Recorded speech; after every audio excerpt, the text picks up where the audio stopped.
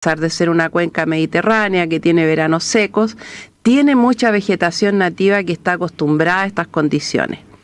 Pero con la urbanización, con las actividades humanas, esa vegetación fue desapareciendo y no fue reemplazada. Entonces, pienso que si hemos sido como sociedad capaces de construir esta tremenda ciudad donde viven poco más de 8 millones de personas, más otras varias ciudades que hay en la región, también somos capaces de transformar esas ciudades. Y ese es el gran desafío de hoy, que siendo la región en donde habita el mayor porcentaje de población del país, también debiéramos ser ejemplo en una región que logra transformar su ciudad en una ciudad verde, derrotar esta segregación, derrotar también como esta visión de que es mejor pavimentar que no pavimentar, derrotar la visión de que tenemos poca diversidad de especies vegetales, y trabajar junto, o sea, igual que ustedes, como Fundación Cerro San Cristóbal, muchas otras fundaciones que están decididas a transformar nuestra región en una región más verde. O sea, están recibiendo el desafío. ¿Cómo plantea el desafío el Ministerio del Medio Ambiente? Mira, nosotros como Seremía del Medio Ambiente tenemos principalmente injerencia en los entornos urbanos, no tanto dentro de la ciudad, porque dentro de la ciudad hay muchas más competencias del Ministerio de Vivienda, que dicta las normas, a través del Servio construye, a través de la red de parques urbanos, por ejemplo, Parquemet, todo eso está bajo la tuición del Ministerio de Vivienda. Sin embargo, nosotros trabajamos colaborativamente dentro de la ciudad. Y en la región nosotros impulsamos varios tipos de proyectos. Por una parte, todo lo que es la protección de los humedales urbanos. Y en este momento, una parte del río Maipo, por ejemplo, está protegida. El río Mapocho también tiene en Talagante, en Peñaflor, el monte está ya protegido y se está en estudio su protección en todo el tramo que atraviesa el área metropolitana. En los cerros hay muchos santuarios de la naturaleza y en esos santuarios, mediante compensaciones ambientales, ejecutamos forestaciones o enriquecimientos, que en el fondo un enriquecimiento es cuando tú tienes un bosque que está un poco ralo, ha sido intervenido, le plantas entre los árboles existentes nueva vegetación. Entonces el trabajo nuestro se ha concentrado mucho en el entorno de la ciudad, porque todas estas áreas naturales que nos rodean, no solo Santiago, también a Melipilla, Talagante, Alhué, María Pinto, cualquiera de las ciudades de la región, esas son como nuestro seguro para el futuro, porque cuando en contexto de cambio climático vamos a necesitar estas grandes fuentes de regulación térmica y también de captura de gases de efecto invernadero. Entonces, en ese sentido, nuestro trabajo está mucho más fuera del área urbana. Pero debo decir que me interesa mucho el área urbana porque son las áreas verdes que todos podemos visitar día a día. ¿Cómo han trabajado en este último tiempo? Porque si bien una de las prioridades del gobierno y también de ustedes como Ministerio de Medio Ambiente, ¿cierto?, es avanzar hacia una transición ecológica justa. Sí. Es decir, aquí estoy mirando la página, hacia una sociedad que ponga en el centro de la sostenibilidad de la vida y el bienestar de las personas y las comunidades. ¿Cómo es posible eso cuando nosotros hemos tenido varios entrevistados y siempre dicen, ¿sabes que hay un tema de presupuesto y de prioridades? Hoy las prioridades son otras, salud, educación, hay un tema de delincuencia. ¿Cómo han logrado ustedes trabajar y avanzar? Porque de que se ha avanzado, pero ha sido con mucho esfuerzo, porque evidentemente la gente, esta parte de que no hay cultura o educación, hay otras prioridades. O sea, en vez de tener una plaza, la gente a lo mejor pide policía, no sé, por el tema de la delincuencia. ¿Cómo se ha trabajado el tema? Mira, por una parte, claro, los presupuestos así para programas formales del ministerio son escasos, porque el país también tiene muchas necesidades. Por ejemplo, de un programa de emergencia habitacional, que consume muchos recursos, pero entendemos que es muy necesario abordarlo, porque hay una meta ambiciosa de 600.000 viviendas y esos son 600.000 familias, entonces no es poco.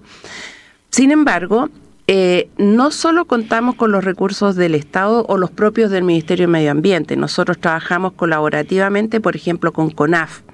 CONAF tiene viveros de plantas ornamentales que entrega a las municipalidades. La mayoría de lo que produce son para áreas verdes, son plantas nativas. Entonces, ahí nos coordinamos para trabajar en conjunto.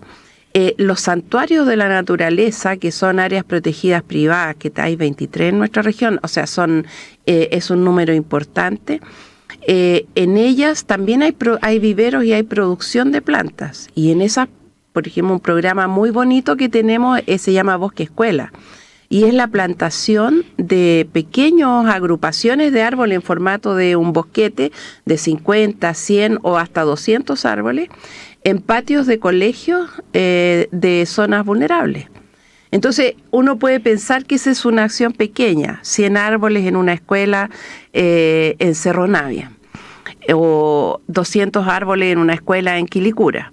Sin embargo, esos niños van a crecer al ritmo de esos árboles, ¿cierto? Porque lo estamos plantando ahora, arbolitos que tienen 1 año, 2 años de vida, y de aquí a que estos niños que están ahora en primero, tercero, cuarto básico, salgan de cuarto medio, esos árboles van a estar ya grandes. Entonces, esa es una enseñanza para la vida y ellos van a poder reproducir el valor que tiene los árboles dentro de su propio espacio. Sobre el tema de la educación, que es un tema tremendamente importante en este contexto de las áreas verdes, vamos a seguir conversando después de esta pausa musical, que no tenemos la primera pausa musical de esta. Regreso con más Parques para Todos, junto a Juan Medina Torres y Mariela Espejo. Bien, ya estamos de regreso conversando, ¿cierto?, con la Seremi del Medio Ambiente de la región metropolitana, Sonia Reyes Paque, así. Parece polinésico. Pero no, es alemán. Alemán. Seremi, cuéntenos un poco, ¿no? Estamos hablando del tema de la educación. ¿Qué falta? ¿Por qué la gente, nos falta del Estado educar a la gente, nos falta nuestra cultura, no da para la cosa ambiental? Porque en los países desarrollados ellos son derechitos y hay una cultura desde siempre. Los niños nacen no con el celular, sino que nacen con la mirada verde. ¿Qué pasa? Mira, yo creo que por un lado sí necesitamos cambiar la educación formal, pero también la informal, la educación de toda la comunidad respecto del valor de la naturaleza aterrizándolo específicamente en los parques, en la arborización pública, en las pequeñas plazas que están en nuestras ciudades.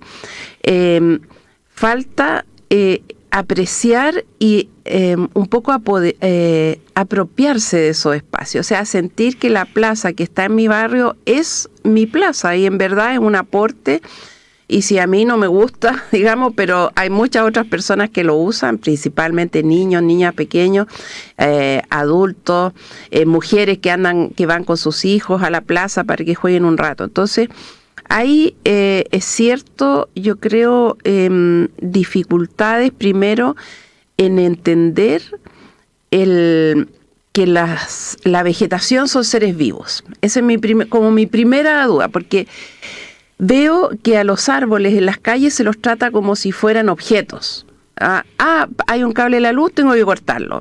Voy a plantar un basurero, le corto un par de raíces, pongo el basurero. Hay que poner un cartel, un anuncio, voy con un clavo y clavo el anuncio en el tronco del árbol.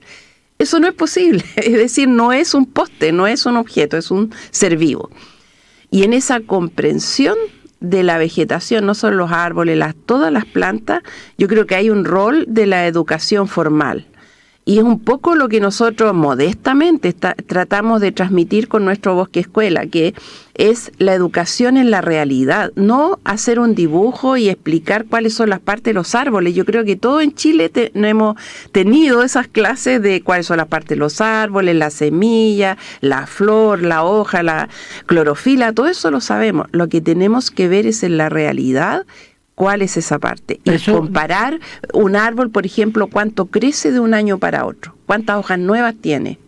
Eso del Bosque Escuela, ¿cómo funciona? Los bosques quedan plantados en el colegio y se hace un trabajo con las educadores, con toda la comunidad, en verdad, toda la comunidad educativa, y se incorporan estos bosques, pero a distintas asignaturas. Por ejemplo, el profesor de matemáticas hace censo de los árboles. Y uno de los ejercicios que proponemos es justamente que cada año los niños midan en primavera cuánto creció el árbol en el año anterior, cuántos nudos nuevos tiene, cuántas hojas nuevas tiene. Que se comparen las superficies de las hojas de las distintas especies, porque son distintas. Y entonces las niñas, los niños entiendan la diferencia que hay entre unas hojas que son más duras, que son esclerófilas, con otras hojas que son más blandas. ¿Y qué significa eso?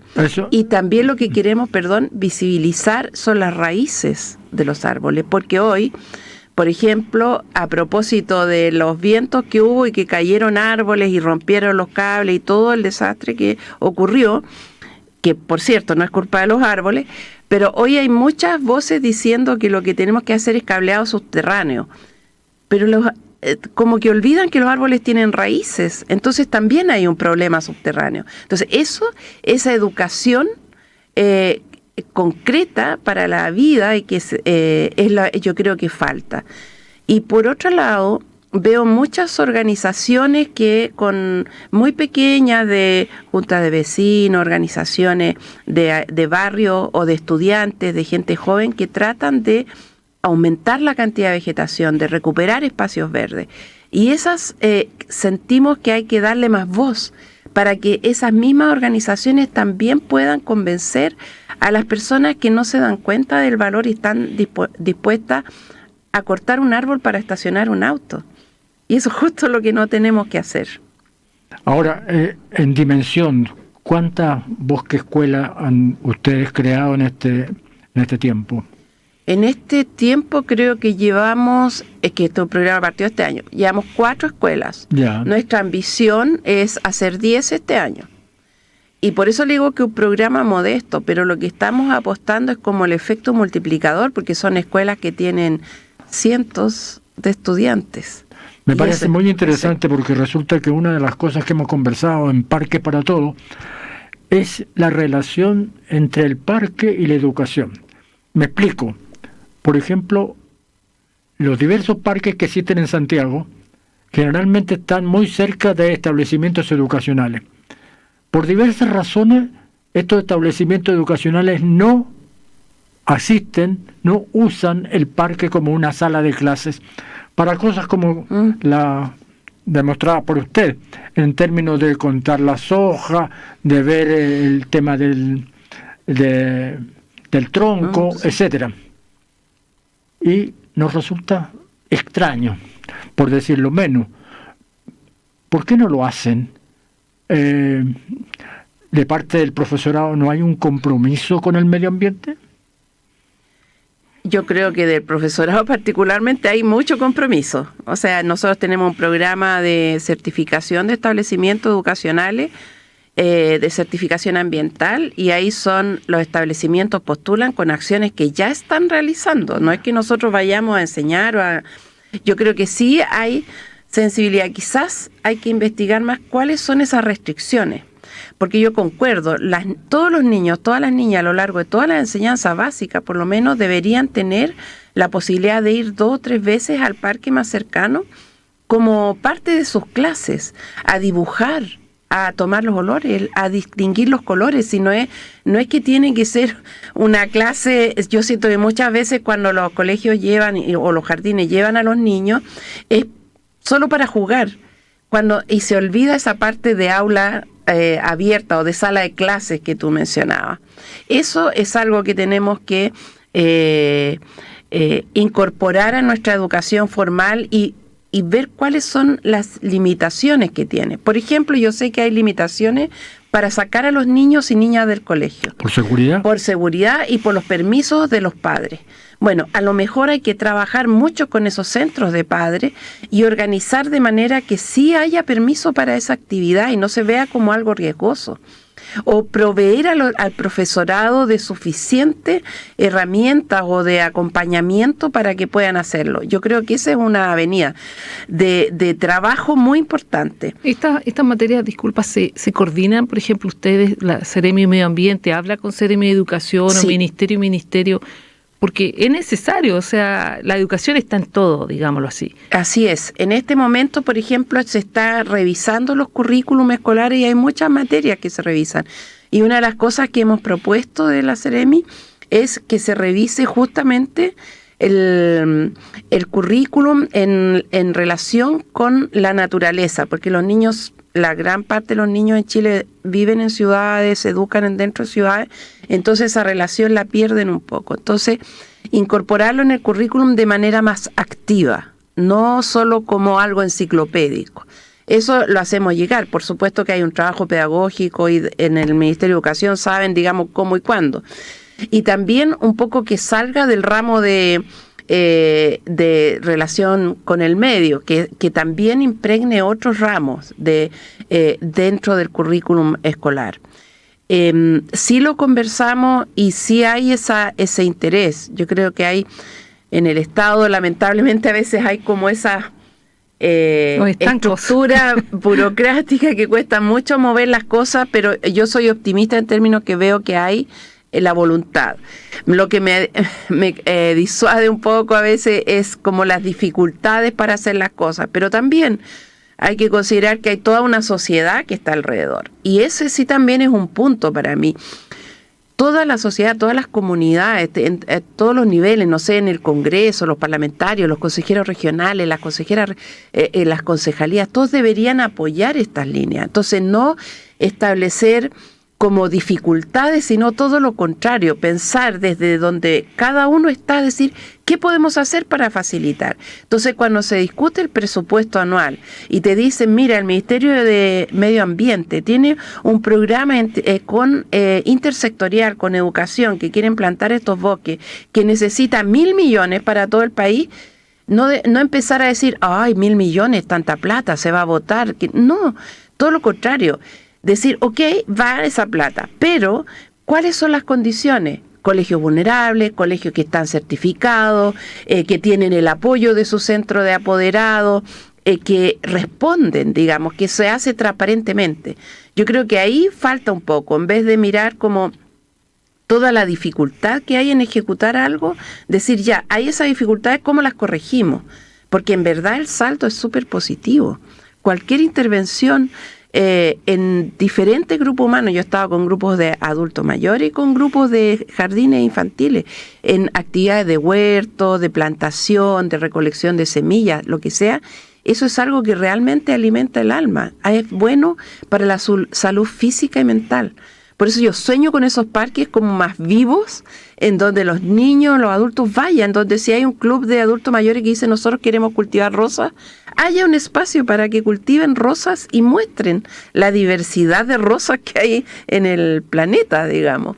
Eso son iniciativas que debemos empezar a empujar. Nosotros solo las empujamos, digamos, pero hay necesitamos de otros sectores, de otras organizaciones, principalmente, diría yo, de las municipalidades, para, a través de pequeñas acciones, ir sembrando esa semilla que luego se replica en otros barrios y en otras ciudades. Son desafíos, evidentemente, que vamos a seguir conversando después de esta segunda pausa musical.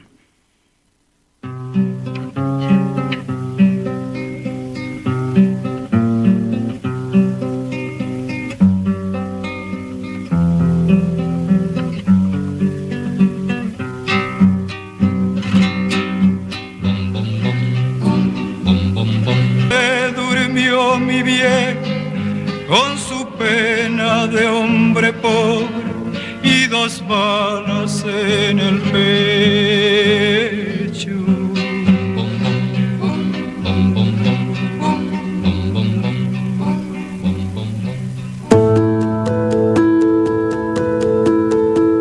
Estamos de regreso con más Parques para Todos, junto a Juan Medina Torres y Mariela Espejo. Bien, y les recordamos que hoy está con nosotros la Seremi del Medio Ambiente de la región metropolitana, Sonia Reyes. Estamos hablando de la educación, de la institucionalidad, cómo se enfrenta este tema de arborización, cuál es el rol de la municipalidad. Bueno, ante la ley, digamos, para ser muy formales, las municipalidades son las responsables de las áreas verdes y del arbolado urbano. Y históricamente han asumido también una diversidad de temáticas ambientales, no solo las áreas verdes. Y esto yo he visto en el tiempo una mejora, porque hoy día todas las municipalidades tienen su departamento o su oficina de medio ambiente. Y también ejecutan muchos planes de forestación, de recuperación de espacio. Obviamente todos sabemos que la gran limitante son los presupuestos. Entonces, creo que el interés y la urgencia de este tema no ha sido tan acompañado con el aumento de los presupuestos que las municipalidades requieren. Hay también otro agente que ha sido importante, son los gobiernos regionales, que tienen fondos regionales y los asignan para la construcción de áreas verdes, para programas de arborización. Hoy día en la región metropolitana, por ejemplo, hay un ambicioso plan de arborización que está en algunos casos en los cerros isla, en otros casos en áreas, terrenos eriazos que están en diversas comunas, en los bordes de los ríos, pero hay diversas instituciones que están empujando en esta dirección y yo diría quizás que hay que fortalecer ese músculo, hay que fortalecer las capacidades municipales, tanto en términos de profesionales como de recursos, porque la recuperación de espacio, el mejoramiento de los parques requiere plantar, requiere poner suelo. Tampoco hay que olvidar que los árboles no están así en el aire, requieren suelo de buena calidad, que a veces en nuestras parques y plazas no es de tan buena calidad porque perdieron el suelo en algún momento, y un sistema de riego apropiado a nuestras condiciones. Y hoy día yo creo que hay una oportunidad muy grande, y es que existe la Ley Marco de Cambio Climático que obliga a la promulgación de los planes regionales de cambio climático, que la región metropolitana ya lo tiene, y los planes de acción comunal de cambio climático. Y nuestra principal herramienta para la adaptación al cambio climático son los árboles. Eso no lo digo yo, lo dijo el panel internacional de cambio climático que reúne expertos de todos los países. La principal herramienta para mitigar es plantar árboles y para adaptarnos en las ciudades es plantar árboles. Y los árboles no están solos, los árboles van con arbustos, van con herbáceas, van con aves, van con bichitos, van con mariposas, o sea, son pequeños ecosistemas que podemos crear y esos son los que nos van a permitir regular las altas temperaturas. Pero no podemos regularlas si seguimos llenando nuestras llamadas áreas verdes de pavimento. No podemos priorizar los senderos pavimentados por sobre la vegetación. Aquí hay un tema bien interesante que tocó, llenar de pavimento los espacios que podrían destinarse a áreas verdes. Y uno de los grandes problemas es con el metro. Las extensiones exteriores de las estaciones del metro metropolitano, lamentablemente alguien les dijo que era poner pavimento. Por ejemplo, la estación terminal de Maipú, la plaza de Maipú, que era un espacio verde bastante interesante, lo cambiaron totalmente y pusieron pavimento. Puente Alto, lo mismo, Tobalaba, etcétera. ¿Hay una coordinación del metro en las construcciones de las estaciones? Yo creo que son diseños que ellos han ejecutado. Yo creo que hay una gran oportunidad de que se modifique un poco ese plan, porque efectivamente a la salida de los metros se necesitan esplanadas para que salga toda la gente, pero eso no quiere decir que voy a eliminar absolutamente la vegetación. Y mi ejemplo, tengo varios ejemplos, uno en la Plaza Egaña, porque fue muy lamentable, ahí había unas araucarias muy grandes, aparte de otros árboles, y francamente quedó convertida en una explanada con una especie de macetero gigante, para nada atractivo. Y el otro es en la estación Estadio Nacional, en que hacia Pedro de Valdivia, está muy pavimentada la salida, muy bien, pero hay unos árboles que plantaron a 25 centímetros del borde de la calle. Esos árboles no pueden crecer porque su follaje va a estar siempre chocando con los autos y con las micros que pasan por la calle, teniendo casi 8 metros de vereda. Entonces el árbol ahí es muy mal plantado, debería estar a una distancia. Entonces creo que ahí en el diseño de esos espacios, no solo metros, sino también a veces diseños que vienen de otras instituciones públicas o de las propias municipalidades, o a veces diseños de paisajismo que yo veo publicados, se equivocan eso al poner la fila de árboles extremadamente cerca de la calle donde tienen que transitar micros, camiones, todo tipo de vehículos. Es lo que usted decía, consideramos al árbol no como un sujeto, sino como un objeto. Como un objeto, y como que lo vemos chiquitito cuando está recién plantado, y resulta que esperamos cuando sea grande que tenga un diámetro de copa de 5 metros, que dé sombra realmente, y para eso entonces tendría que estar al menos a 3 metros de distancia, a 2 metros. En el diseño urbano hay mucho, todavía falta mucho mejorarlo para hacer posible la convivencia de todas nuestras actividades, de la caminata, de las bicicletas, del transporte público, con el arbolado urbano. Pero cada vez más tenemos que darnos cuenta de que eso es necesario. Y en el diseño, por ejemplo, un error que vimos dramáticamente ahora es que se deja en la misma línea los árboles y el alumbrado público. Y no pueden convivir, ni subterráneo ni superficial, porque el follaje de los árboles va a entrar en conflicto con el cableado aéreo, y si es subterráneo va a entrar en conflicto las raíces. Entonces tenemos que aprender que la infraestructura, lo construido, va en una línea, y el pedazo de suelo donde va a ir la vegetación va en otra línea, separada. Y que tenemos que mantener el suelo también, no solo el árbol. Y eso requiere no dejar unas pequeñas holladuras así mínimas para que apenas cabe el árbol, sino un espacio que tiene también otro tipo de planta. Y ese cambio en la mentalidad es algo que debemos hacer pronto, yo creo, como en los próximos 5 años de una buena vez. Pero eso implica que ustedes tengan mayor injerencia en estos planes. Y tienen esa injerencia, por ejemplo, de supervisar los diseños de las plazas que han construido el metro, o tienen injerencia en la construcción de las áreas verdes que construyen las municipalidades u otras entidades. Por ejemplo, hay un problema, Santiago, el problema de urbanización, que es caótico en muchos casos, porque han construido muchas torres con unos espacios verdes pero pequeñitos.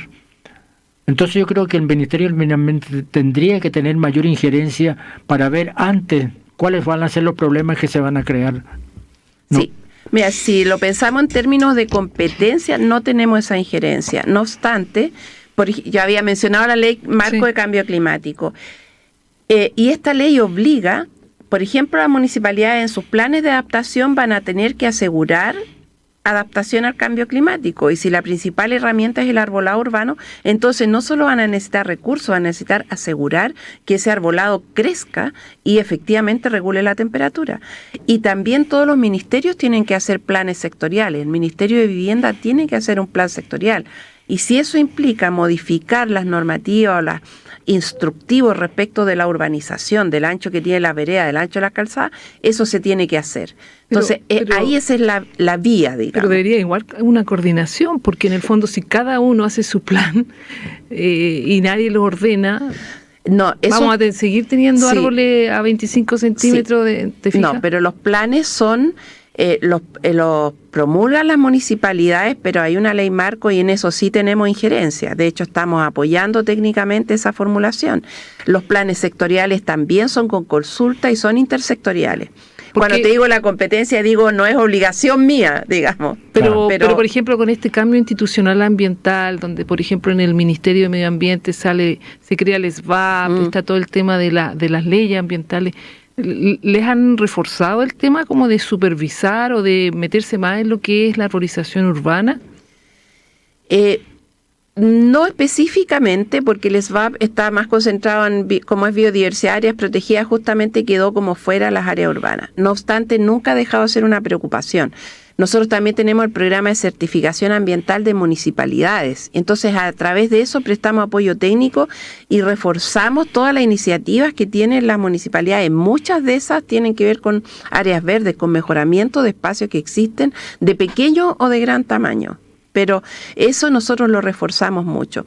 Creo que falta todavía como amarrar todo esto, como que sea más evidente, y hay un rol de la ciudadanía muy importante en levantar eso. Por ejemplo, que los consejos comunales, cuando discute el Consejo Comunal, eso sea una materia y digan, sí, este año tenemos la meta de recuperar tales calles, tales áreas verdes, y todos los concejales, las concejales estén de acuerdo, que no sean iniciativas así de, porque tú eres de este partido te apoyo y si eres de este otro partido no te apoyo. Esto es algo transversal y es necesario para el bienestar de las personas. Eso es otro que quiero transmitir. Muchas veces se ve al Ministerio de Medio Ambiente como preocupado de los ecosistemas, los pajaritos, los animalitos, ya, pero nuestro mandato es preocuparnos de todo eso para el bienestar de las personas. Qué interesante.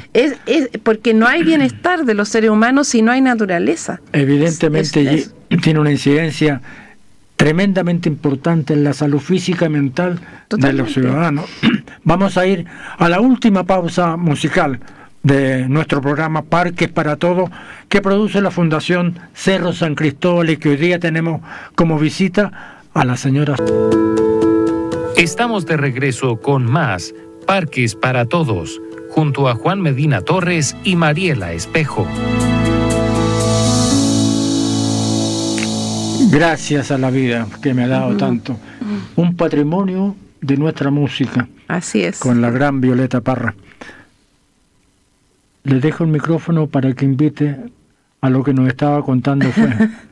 Sí, quiero invitar a todas y a todos que no se pierdan la gran feria de educación ambiental de la región metropolitana, cuyo lema de este año es Educando para el Cambio Climático.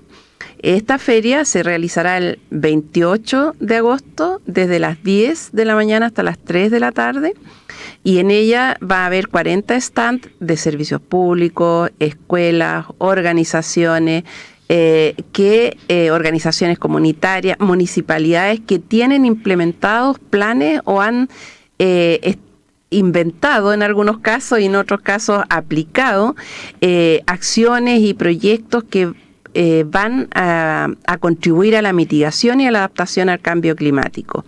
Creemos que es un desafío muy grande y que se puede realizar. Todos podemos ser realmente agentes para este cambio, para enfrentar el cambio climático. Todos podemos tener acciones ya pequeñas o grandes, y por eso es que están invitadas distintos servicios públicos. Por ejemplo, CONAF, que desarrolla una tremenda acción, está Parquemet también, que tiene los parques urbanos, están municipalidades, pero también están organizaciones, junta de vecinos, jardines infantiles, que están desde la temprana edad trabajando con los niños en función de una vida mejor en este proceso de transición climática. Entonces las invito porque por una parte vemos lo que se está haciendo, por otra parte podemos conocer y tener mucha esperanza de lo que se puede hacer y mucha inspiración también. Me parece sumamente interesante, porque pocas veces se difunden este tipo de ideas. Pocas veces difundida, por ejemplo, usted mencionó CONAF. La gente lo conoce por la acción de la lucha contra el fuego, pero nada más. CONAF es mucho más que eso, pero lamentablemente no tenemos la capacidad de difundir, y eso es lo que ha hecho nuestro programa Parques para Todos. Me olvidé una cosa, decir dónde. La feria en la Plaza de la Constitución, así que es fácil de llegar de cualquier parte de Santiago. Plaza de la Constitución, miércoles 28 de 10 a 15 horas. Entonces la invitación, redondeemos, este próximo miércoles 28 a partir de las 10 de la mañana en la Plaza de la Constitución. Metro Moneda les sirve para todos, que vengan, que vengan los pequeños, familias, gente mayor, etcétera, educando. Hay muchas sorpresas para el cambio climático, talleres, sorpresas, seguramente van a vender cosas, van a mostrar ideas nuevas, etcétera. Muy interesante, ¿ah? Plaza de la Constitución. Sabemos ese esfuerzo enorme de organizar este tipo de eventos. Significa la movilización de diversos personas, instituciones que confluyan a una iniciativa de esta Así que nuestras felicitaciones. Muchas gracias, muchas gracias. Conversamos de todo en esta ocasión, pero la relación con la política de parques urbanos que implementó el Ministerio de Vivienda el año 2019, ¿se están cumpliendo en alguna medida los parámetros que puso la política?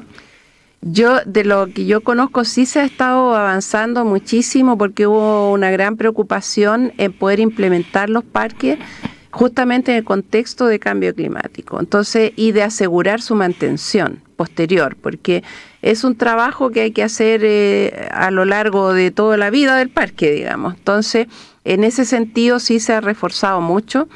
Visité justo en el Cerro San Cristóbal, por ejemplo, un ensayo de un bosque Miyawaki, que es una técnica de plantación que hace que crezcan más rápido los árboles. Entonces sí veo que se ha estado trabajando intensamente.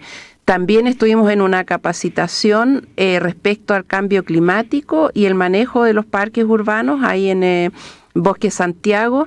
Entonces me consta que hay una preocupación y de no solo de cumplir con lo que dice el programa de parques, sino también de hacerlo vida y poder contextualizarlo en todas partes. Así que sí. Ya estamos casi terminando el programa y me gustaría que tocaras y reflexionáramos en lo que tú dijiste en una parte del programa, de que todo lo que se está haciendo por la naturaleza, por nuestros árboles, porque yo no me imagino una vida sin árboles, sin vegetación, no es para estos seres vivos que son los árboles, la vegetación, sino que es para nosotros mismos, para las futuras generaciones. O sea, yo creo que todo esto no es por hacer una exposición no es para plantar un árbol no es para que esté verde, sino que en definitiva es para el ser humano y todos los beneficios que la naturaleza nos da. Así es, y son beneficios múltiples porque la naturaleza, el arbolado urbano, la vegetación en general, lo que contribuye, por ejemplo, es mantener la humedad del suelo, a infiltrar las aguas lluvias, mantiene las reservas de agua y para nosotros el agua va a ser una limitante, refresca el aire, baja las temperaturas, permite la permanencia de la fauna, de las aves, por ejemplo. Nosotros tenemos, al menos en nuestra ciudad, podemos encontrar con facilidad 25 especies distintas de aves nativas y si tenemos árboles las vamos a poder ver. Los insectos benéficos contribuyen a controlar plagas, además son fuente de diversidad genética. Entonces el bienestar de la humanidad está asociado también al bienestar de la naturaleza. Y la mejor prueba es en las ciudades desérticas, en pleno desierto, los seres humanos hacen jardines, aunque sean pequeños. ¿Y por qué? Porque es una necesidad vital. No es un lujo, no debiera ser un lujo, es una necesidad para todos y para todas. Entonces, si nosotros hay ciudades desérticas, hay ciudades mediterráneas y ciudades del sur, en donde también ahí la naturaleza está muchísimo más presente. Bueno, agradecemos al terminar el programa la visita de Sonia Reyes. Muchas gracias. A este programa. Evidentemente nos quedan muchas cosas en el tintero, ha sido muy interesante la conversación. Nosotros ponemos fin a este programa de este jueves para volver el próximo jueves a la misma hora, de 9 a 10 de la mañana con Parques para Todos, programa producido por la Fundación Cerro San Cristóbal. Muchas gracias. Muchas gracias a ustedes. Hasta pronto. En Radio U Central hemos presentado Parques para Todos, un espacio para profundizar acerca de los parques de nuestro país, un viaje por la historia e importancia que tienen para el crecimiento de la sociedad, junto a la conducción de Juan Medina Torres y Mariela Espejo. Hasta el próximo capítulo.